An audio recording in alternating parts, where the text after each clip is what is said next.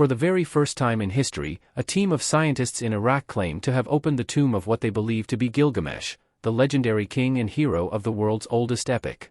This monumental breakthrough has stunned the archaeological world, revealing new insights into the life and legacy of one of the most influential figures of ancient Mesopotamia. The opening of this tomb is more than just an archaeological event, it is a journey into the past where myths and realities intertwine. Join us as we explore the secrets hidden within the tomb's sacred chambers, where we may find clues to the origin of civilization, the nature of the gods, and the meaning of life itself. For centuries, historians had been divided over whether Gilgamesh actually existed. In the epic, he is described as a 17-foot-tall giant, a crossbreed between a normal human and a Mesopotamian goddess. This led to the general acceptance that the story of Gilgamesh was simply a myth. However, in 2003, Georg Fassbinder and his team of archaeologists made a groundbreaking discovery. Using modern technology, they found an entire ancient city beneath the desert, astonishingly laid out just as the city of Uruk, over which Gilgamesh had purportedly reigned. The discovery revealed houses, gardens, fields, and an incredibly sophisticated system of canals, leading archaeologists to describe the site as Venice in the desert. Even more significant was the unearthing of an ancient tomb with immense skeletal remains in the deserts of Iraq, believed to be the tomb of an ancient king. Fassbinder cautiously stated, "I don't want to say definitely it was the grave of King Gilgamesh, but it looks very similar to that described in the epic." The implications of this discovery were staggering. If the grave was indeed similar to the description in the epic, does this mean that Fassbinder and his team had discovered a tomb with the body of a 17-foot-tall giant? It was a mind-blowing find, a long-lost missing piece of human history that could potentially change our understanding of ancient civilizations. However, just as excitement was building around this discovery, the United States invaded Iraq, forcing Fassbinder and his team to abandon their work and flee the country. The mystery was left unsolved, or was it eventually solved? To find out, it is important to understand the context surrounding Gilgamesh and why he is such a significant figure in ancient history. Gilgamesh, the legendary king of Uruk, was a central figure in the ancient world of Mesopotamia. Iraq, often referred to as the cradle of civilization, was the birthplace of the first cities, writing systems, and empires, making it a pivotal region in human history. Among the many achievements of this ancient civilization was the creation of the Epic of Gilgamesh, one of the oldest and most influential stories in human history. The Epic of Gilgamesh is a collection of poems and legends that narrate the life and adventures of Gilgamesh. He was said to be 2/3 god and 1/3 human, endowed with superhuman strength, beauty, and wisdom. However, he was also depicted as a tyrant who oppressed his people and challenged the gods. The epic begins with Gilgamesh acting as a tyrant, making his people work hard on building projects and controlling the marriages of newlywed couples, causing widespread discontent among his subjects. In response to the people's pleas for help, the gods create a wild man named Enkidu from clay, hoping he will distract Gilgamesh and put an end to his oppressive behavior. However, instead of becoming enemies, Gilgamesh and Enkidu become close friends, embarking on exciting adventures together. These adventures not only showcase Gilgamesh's remarkable abilities but also emphasize the power and importance of true friendship. One of their earliest and most daring adventures is their journey to the cedar forest, ruled by the powerful demigod Humbaba. Despite numerous warnings about Humbaba's strength, Gilgamesh's desire for fame and glory leads them to boldly enter the forest. With his great strength, strong will, and help from the sun god Shamash, they confront and defeat Humbaba, gaining renown as mighty warriors and catching the attention of the gods. Another display of Gilgamesh's strength occurs when he rejects the goddess Ishtar's advances. Enraged by his rejection, Ishtar sends the bull of heaven to wreak havoc in the city of Uruk. Together, Gilgamesh and Enkidu face the heavenly creature and manage to defeat it, further angering the gods. However, their defiance comes with consequences.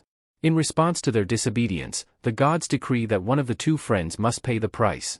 Tragically, Enkidu is chosen and falls gravely ill, ultimately succumbing to death.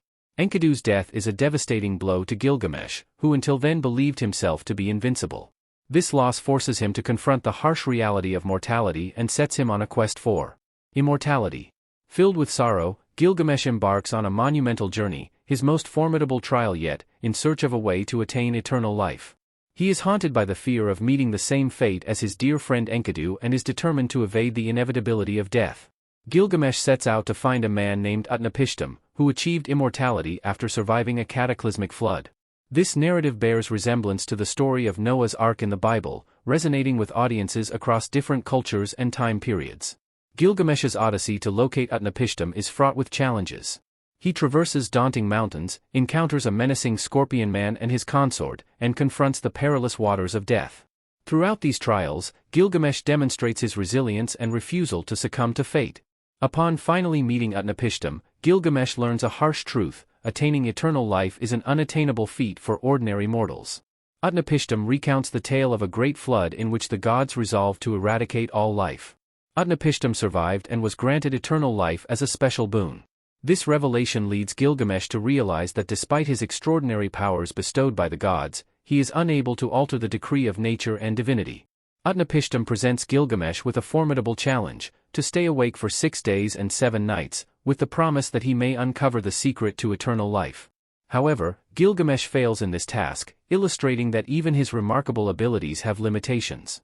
Nonetheless, Utnapishtim imparts a glimmer of hope, a plant with the potential to restore youthfulness. Believing that he can bring back a wondrous gift to his city Uruk, Gilgamesh obtains the plant. However, his plans are thwarted when a serpent snatches it away. Despite losing the plant, Gilgamesh returns to Uruk as a wiser king, enriched by the lessons learned from his odyssey.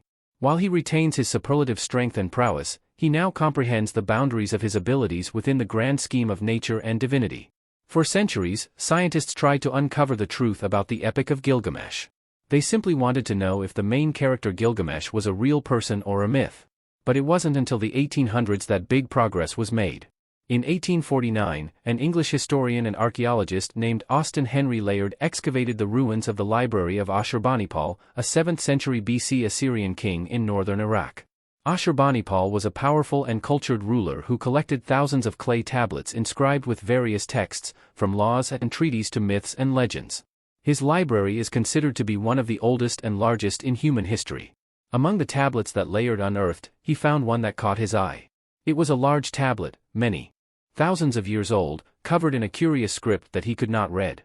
It was written in cuneiform, one of the earliest forms of writing invented by the Sumerians around 3000 BC.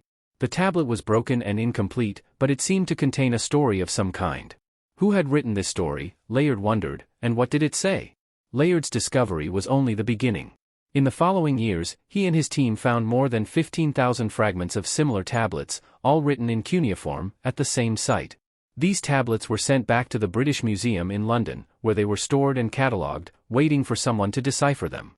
But this was not an easy task, as cuneiform was a complex and obscure script with hundreds of different signs and symbols representing sounds, words, and concepts. It took decades of painstaking work by scholars and linguists, using other ancient tablets written in languages they could understand, such as Akkadian and Babylonian, to work backwards and attempt a translation. However, Layard did not live to see the results of his remarkable discovery. He died in 1894, leaving behind a legacy of exploration and scholarship in the ancient Near East. His excavations in Nineveh and Nimrud revealed the splendor and sophistication of the Assyrian civilization, as well as its connections to other cultures and regions.